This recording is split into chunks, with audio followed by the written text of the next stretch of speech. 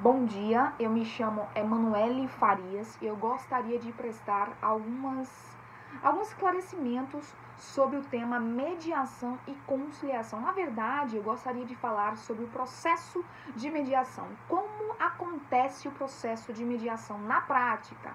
Porém, é importante frisarmos aqui algumas diferenciações sobre ambos os institutos. Por quê? Porque a Lei 13.140 tutela tanto a mediação como a conciliação, mas não faz grandes diferenciações conceituais sobre os temas. E na prática existe sim diferenciação. Vamos lá, o que é a mediação? A mediação é um instituto, é uma técnica assim descrita pelo Código Processual Civil que tem por escopo objetivo conduzir as partes ao consenso. Observe, o mediador, ele atua de forma neutra e imparcial, possibilitando ali a atmosfera para a propositura do acordo. O escopo, o objetivo da mediação não é o acordo em si, mas o caminho que leva até o acordo. Então, o mediador, ele tem por obrigação, por encargo, conduzir os mediandos para que eles possam chegar ao consenso por si só sobre o conflito, ok? Claro até aí. Já a conciliação, já o conciliador é um pouco diferente, no sentido, no tocante, de que o comportamento desse conciliador, ao gerir o conflito, é um pouco mais ativo. Ele pode, inclusive, sugestionar alguma forma ali de solucionar aquele referido conflito. Tanto a mediação como a conciliação ocorre em sede judicial, dentro do Poder Judiciário, ou extrajudicial, fora do Poder Judiciário. A mediação, ela pode acontecer de forma ad hoc ou institucional. Como assim? O mediador pode realizar sessões de mediação particular com os mediandos, com as partes, ou pode realizar sessões de mediação dentro do instituto ali, da Câmara de Mediação, da Câmara de Mediação e Arbitragem, melhor dizendo. Então, existem essas duas maneiras de ocorrer a mediação. E qual a importância da mediação, principalmente para o direito de família? Nós percebemos, e eu sempre falo isso e reitero aqui agora, que os conflitos de família, que são de ordem anterior e continuada, ou seja, o sentimento ele não termina com a prolongação da sentença, que em tese deveria resolver, solucionar ali o conflito eminente dentro do ambiente familiar.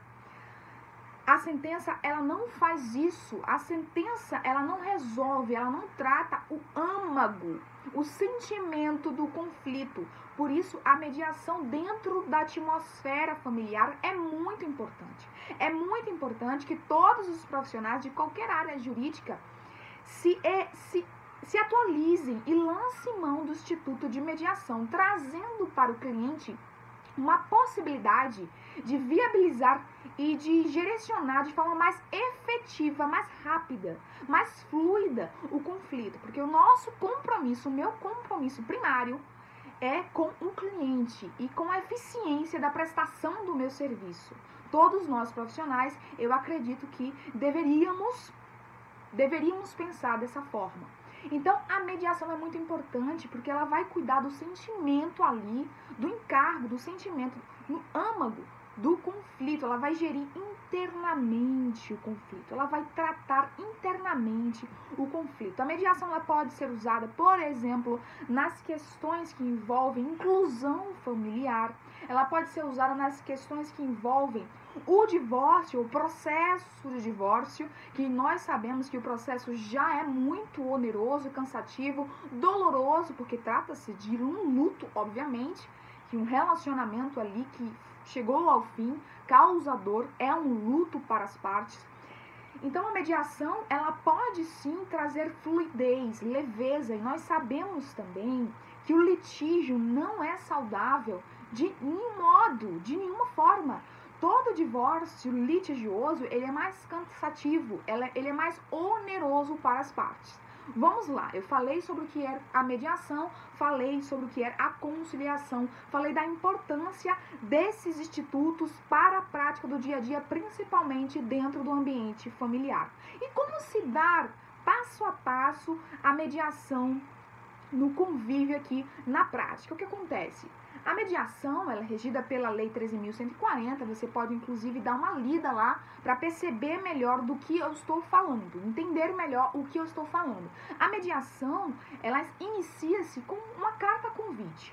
Você vai falar com o cliente vai falar com você, o cliente está falando comigo, por exemplo. E eu vou perguntar a ele se ele tem interesse de forma colaborativa, de forma voluntária, solucionar aquele conflito. Se ele tiver esse entendimento, eu irei redigir uma carta convite, um termo de confidencialidade, um termo de adesão e vou encaminhar para esse cliente, como também para a parte que vai participar do procedimento de mediação. E aí, o que nós iremos fazer? Nós vamos calendarizar. O que é calendarizar? Nós vamos marcar as reuniões de mediações, sessões de mediações conjuntas, né, ou de forma de caucus, que são reuniões isoladas de mediação. E vamos fazer a reunião inaugural, explicando ao cliente o passo a passo do procedimento de mediação. Após isso, nós vamos elaborar no final um relatório e também elaborar em cada reunião também um relatório, explicando ali ao cliente, prestando ao cliente, né, o princípio da informidade, respeitando o princípio processual civil de informidade, explicando ao cliente como está sendo gerido o conflito dele. E quando chegar ao final, nós vamos redigir um termo final, um relatório final, explicando ali o cabo daquele procedimento de mediação, tá? E para o vídeo não ficar muito extenso e não ficar muito difícil de entendimento, eu vou fazer outros vídeos explicando o passo a passo da mediação na prática. Espero que tenham gostado do conteúdo. Se você gostou, curte, compartilha, encaminha para alguém que precise verificar, conhecer esse conhecimento aqui, que o nosso compromisso é com você, leitor, é com você, leigo, não só os estudantes da área jurídica, não só os profissionais que nos acompanham, mas principalmente você, leigo, que possui às vezes aí uma confusão e não tem um esclarecimento sobre o procedimento que você está prestes a passar ou está na iminência de passar. Muito bom dia a todos.